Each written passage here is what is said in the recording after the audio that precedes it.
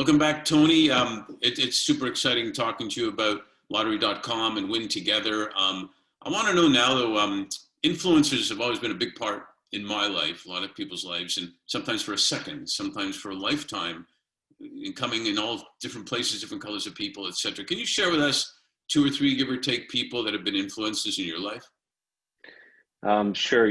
I sort of thought of it as just influences or what influences me. And some are people, some are other things. One is I mentioned in the previous show, of Steve Martin, his quote of "Be so good they can't ignore you." Like I just heard that and it stuck with me years and years ago, right? And I've never got that out of my head. It's like that's how you become successful in whatever you're doing. Just be so good they can't ignore you, regardless of where you come from, regardless of the color of your skin or whatever sets you apart from other people that you're in an industry or competing with necessarily. It just be so good that you can't be ignored. Separate from that, I remember we were talking about sports earlier, and I grew up in Denver. I grew up watching John Elway, Broncos quarterback, and he was sort of the comeback kid, and he always he had this knack of coming back in the fourth quarter when they were down by a tremendous amount, and nobody thought that they could possibly win. But I guess what he showed me is that like the game isn't over until the clock strikes absolute zero, right? Until all the time is done, and it doesn't matter if the rest of the world thinks you can't win. You have to give your best every single day, and if you do, amazing things can happen. So that is the second one. Other than that, I think honestly, like what influences me is books or audiobooks. Specifically for me, is like I listen to probably 10 audiobooks a month. If I'm not talking with somebody at the time, I'm listening to an audiobook, and it's for a lot of reasons. One is, we're as humans, we're storytelling animals, and we communicate best by telling stories. That's how we just through evolution that's how that's how we best intake information.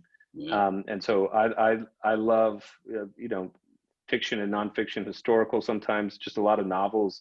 But I am a student of storytelling, and I think one of the best skills that you can develop as a leader is telling stories, because that is the most digestible way of getting your message across to people. Is tell a story about this and that, where we started, where we are, and where we're going. That's sort of a classic formula of how to tell a good story and to motivate people to get them on board of whatever it is that you're working on. So that's it, I guess.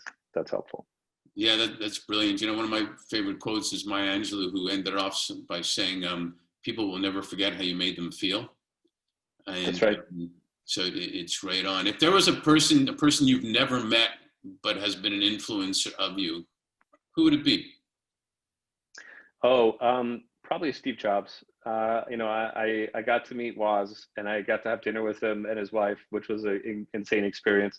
But I would have loved to meet Steve Jobs, and to understand him on a more personal level. Like the things he did were quite extraordinary, and there's certainly the sort of positive and negative side about his personality of what we know as the public. But I would have loved to be able to sit down with him and get to have a dinner and share a steak. Well, I guess he didn't eat steak, but share a meal with him, and just talk to him and understand him a little bit better, and how he saw leadership, and he saw innovation, and he saw things that, again, people didn't think were possible, and then he made possible.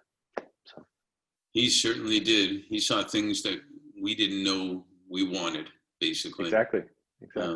Incredible. Hey, thanks so much for sharing that. That was great stuff. Absolutely. Thank you, sir.